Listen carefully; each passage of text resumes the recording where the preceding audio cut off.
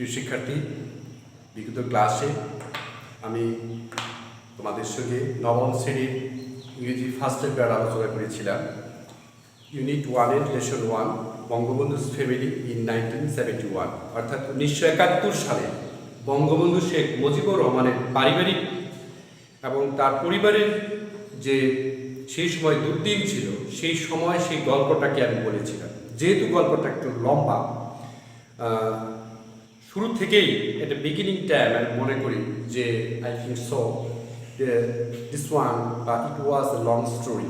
গল্পটা একটু লম্বা ছিল, যার জন্য এই গল্পটাকে পার্ট বাই পার্ট প্রথম পর্ব আমি নিয়েছি, দ্বিতীয় পর্ব শেষ করেছি।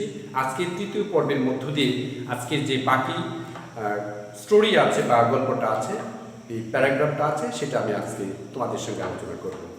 তো বন্ধুরা, যদি তোমাদের কাছে কলম কিংবা খাতা থাকে তাহলে তোমরা হাতের কাছে কলম খাতা নিয়ে রাখতে পারো এবং এই যে স্টোরি, এই যে প্যাসেজে যে কঠিন শব্দগুলো, ডিফিকাল্ট শব্দ আছে কিছু, সেই সবগুলো তোমরা সাথে সাথে কালেক্ট বা সংগ্রহ করে নিজেরাই এই গল্পটি পরিষ্কার ভাষায় পড়ে নিতে পারবে বাসা থেকে। তো শিক্ষার্থী বন্ধুরা, আমি শুরু করতে যাচ্ছি সরাসরি। আজকে যে স্টোরিটা বা যে প্যাসেজটি শুরু করতে যাচ্ছি সেটা হচ্ছে বেগম মুজিব ওয়াজ থেকে শুরু করতে যাচ্ছি। তৃতীয় পর্ব, আজকের পর্ব এই তৃতীয় পর্ব। তো শুরু করতে যাচ্ছে ক্লাসটি। বেগম মুজিব ওয়াজ extremely worried about her children. Begum Mujib অত্যন্তই উদ্বিগ্ন ছিলেন যে তার ছেলে মেয়েদের জন্য। বেগম মুজিব শেখ মুজিবের স্ত্রী, জীবন সঙ্গী, তিনি অত্যন্ত উদ্বিগ্ন ছিলেন তার ছেলে মেয়েদের নিয়ে। বেগম মুজিব ওয়াজ এক্সট্রিমলি অত্যন্তই, ওরিড মানে চিন্তিত, অ্যাবাউট হার চিলড্রেন অর্থাৎ তার ছেলে মেয়েদের জন্য। স্পেশালি বিশেষ করে হার ডটার শেখ হাসিনা, বিশেষভাবে তার পরিবারের যত ছেলে মেয়ে আছে তার মধ্যে সবচেয়ে বেশি চিন্তিত ছিলেন বর্তমান আমাদের মাননীয় প্রধানমন্ত্রী শেখ হাসিনা, যিনি উনার জন্য অর্থাৎ প্রথম কন্যা হিসেবে উনার জন্য তিনি বেশি চিন্তিত ছিলেন। Because of her health condition, কারণ এই জন্য চিন্তিত ছিলেন তিনি তার শারীরিক অবস্থাকে কেন্দ্র করে অত্যন্তই উদ্বিগ্ন এবং চিন্তিত ছিলেন। কন্ডিশন অর্থ হচ্ছে এখানে অবস্থান। হাউএভার, যাই বলি না কেন কিংবা যাই হোক না কেন, সি ওয়াজ নট অ্যালাউড, তিনি by the Pakistan rulers to be with her daughter Sheikh Hasina. আবার বলছি যে however she was not allowed, যাই হোক না কেন তাকে অনুমতি দেওয়া হয়নি by the Pakistan rulers, Pakistani সেই হানাদার বাহিনী তাকে কোনোভাবেই অনুমতি দেয়নি to be with her daughters Sheikh Hasina, অর্থাৎ শেখ হাসিনার সঙ্গে থাকার জন্য তার মাকে কোনোভাবেই অনুমতি দেয়নি সেই পাকিস্তানি হানাদার বাহিনী, পাকিস্তানি শাসক গোষ্ঠী। when she was admitted to hospital, যখন শেখ হাসিনা হাসপাতালে ছিলেন, মিস্টার ওয়াজেদ মিয়া and বঙ্গবন্ধু's second son Sheikh Jamal accompanied Sheikh Hasina to the hospital. এই জায়গায় এই কথা বলা হয়েছে যে মিস্টার ওয়াজেদ মিয়া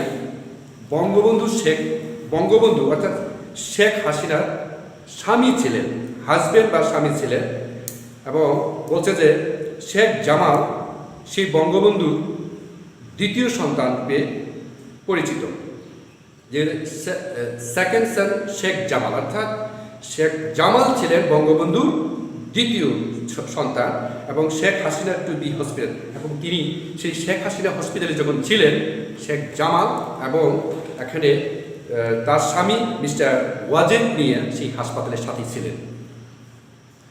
বঙ্গবন্ধুর ইয়ংগেস্ট সিস্টার, বঙ্গবন্ধুর সবচেয়ে ছোট্ট মেয়ে, pretending to be a hospital attendant, তার মানে হচ্ছে সেই বঙ্গবন্ধুর সবচেয়ে ছোট্ট মেয়েটি সেই হাসপাতালে উপস্থিত হতে নিজেকে সেবিকা কিংবা পরিচারিকা হিসেবে পরিচয় দান করে।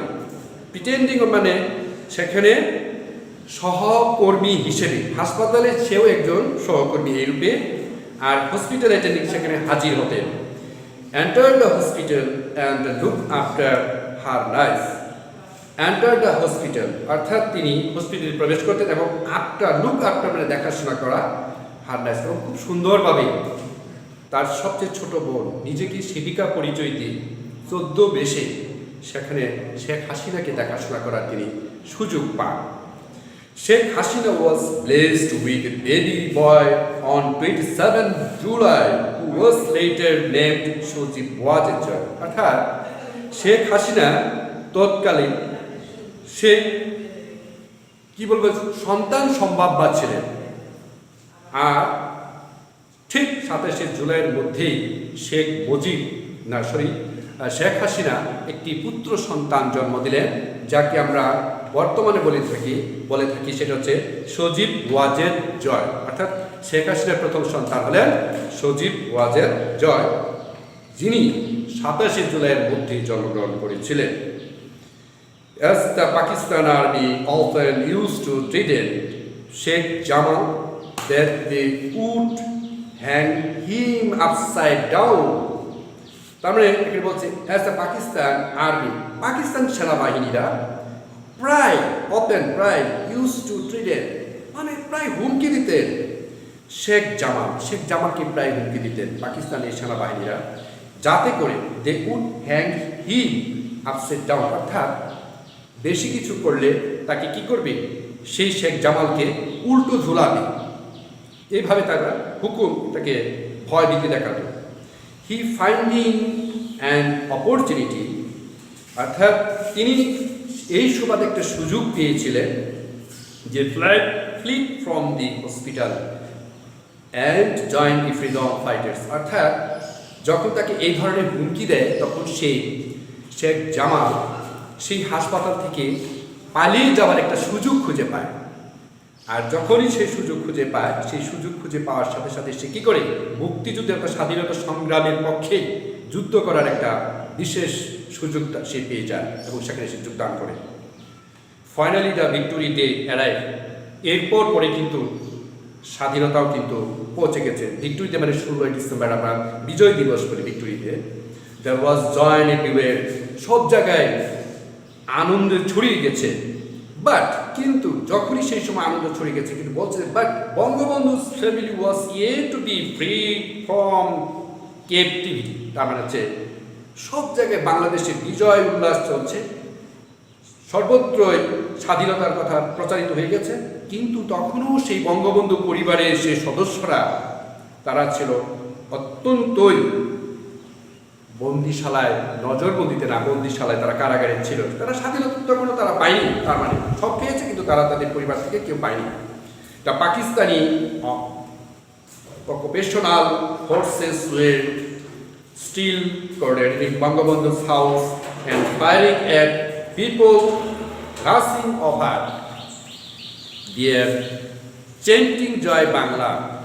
এখানে এই লাইনে বলছে যে এটা পাকিস্তানি অকুপেশনাল, অর্থাৎ পাকিস্তানে হানাদার বাহিনী, ফোর্স মানে বাহিনী যাকে বলি, পেশাগত চাকরি যারা করে আমরা যেটাকে বলি যে অকুপেশনাল ফোর্সেস, অর্থাৎ সেনাবাহিনী, সেই হানাদার বাহিনীর কথা বলে আমরা ওয়ের স্টিল কোঅর্ডিনেট, অর্থাৎ সামরিক বেষ্টনকারী বঙ্গবন্ধুর হাউস অ্যান্ড ফায়ার, অর্থাৎ বঙ্গবন্ধুর সেই পরিবারের যে ঘরটা এরিয়াটা তারা কি করেছে, বেষ্টন করে রেখেছিল সেই পাকিস্তানি হানাদার বাহিনী, ঘেরাও করে রেখেছিল, বেষ্টন মানে ঘেরাও করে রেখেছিল। এমনকি যখনই সেই বঙ্গবন্ধু পরিবারের সেই বাড়ি দিকে কোনো লোক ছুটে আসছিল, ফায়ারিং অ্যাট পিপল, তারা লোক সেই সব লোকদেরকে তারা কী করছিল, গুলি বর্ষণ করছিল, গুলি করছিল। রাশিং ওভার, এখানে আমরা বলছি রাশিং ওভার দেয়ার চ্যান্টিং জয় বাংলা, অর্থাৎ রাশিং ওভার মানে যখন ছুটি আসে, রাশিং ওভার মানে কি ছুটি আসে, এমনকি চ্যান্টিং অর্থ হচ্ছে চিৎকার করে স্লোগান দেওয়া, জয় বাংলা, আনন্দের সঙ্গে তারা, সাহসিকতার সঙ্গে তারা চিৎকার করে বলছে জয় বাংলা।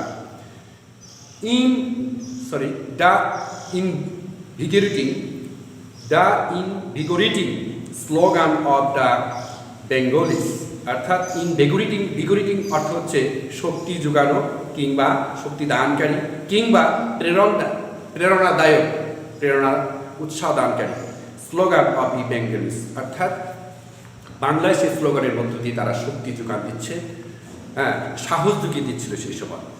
তারপর দেখো যে বাট ডে, কিন্তু তারা fled the next morning when the Indian army came to rescue the family, কিন্তু দেখা গেছে সব কিছু করার পরেও, সব কিছু স্লোগান এবং জয়ধ্বনি স্বাধীনতার কথা শোনার যখনই কথাগুলো ঘোষণা হয়ে যায়, আনন্দ বাণীগুলো ছড়িয়ে যায়, এরপর দেখা গেছে যে তাদের মধ্যে পরবর্তী সকালবেলা অর্থাৎ ভারতীয় সৈনিকরা এসে সেই বঙ্গবন্ধুর যে পরিবারের সদস্য ছিল তাদেরকে কি করেছে, সেখান থেকে সেই হাউস থেকে, তাদের ঘর থেকে তাদের সবাইকে উদ্ধার করে নিয়ে যায় ভারতীয় সৈনিকরা, তাদের পরিবারের সকল সদস্যদেরকে নিয়ে যায়। Sheikh Jamal return home in the afternoon while Sheikh Kamal return home the next day, অর্থাৎ শেখ জামাল কি করেছে, পুনরায় ঘরে ফিরে এসেছে। কখন ফিরে এসেছে? মধ্যাহ্নে, দুপুরের পরে সে ফিরে এসেছে। এবং Sheikh Kamal return to the next day, এখানে শেখ কামাল এবং শেখ জামাল, এখানে বলছে শেখ জামাল রিটার্ন টু, শেখ জামাল ফিরে এসেছিল বাড়িতে ইন দ্য আফটারনুন, বিকেলবেলা অর্থাৎ দুপুরের দিকে, হয় যতক্ষণ পর্যন্ত শেখ কামাল রিটার্ন টু, অর্থাৎ যতক্ষণ পর্যন্ত শেখ কামাল ফিরে আসেনি ততক্ষণ পর্যন্ত তারা কি করেছে, সেখানে ঘরে আবার পুনরায় ফিরে এসেছে, এক ভাই আরেক ভাইয়ের অপেক্ষায়। পরের দিনে সকালবেলা আবার সে ফিরে এসেছিল।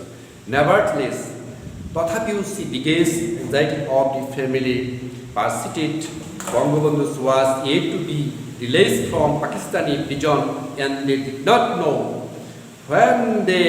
when that great movement would arrive and how.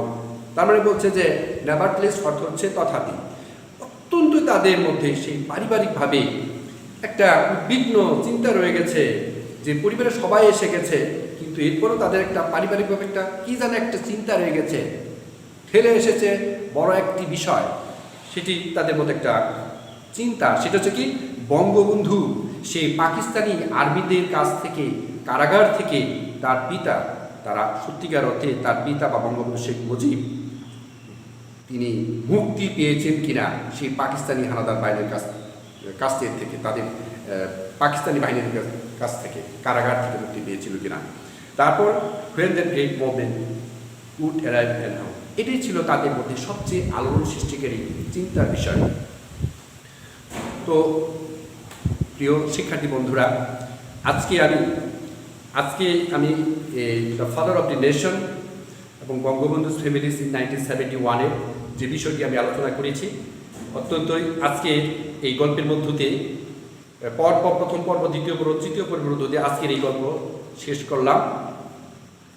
আমি আশা করি এবং বিশ্বাস করি আমাদের এই গল্পের মধ্য দিয়ে তোমরা নিজেরাও যদি এই শব্দের অর্থগুলোর পাশাপাশি নিজেরা ট্রান্সলেট করার মধ্য দিয়ে যদি তোমরা নিজেরা একটু প্র্যাকটিস করো বাসায়, আমি মনে করি সহজেই এটাকে তোমরা আয়ত্ত করতে পারবে।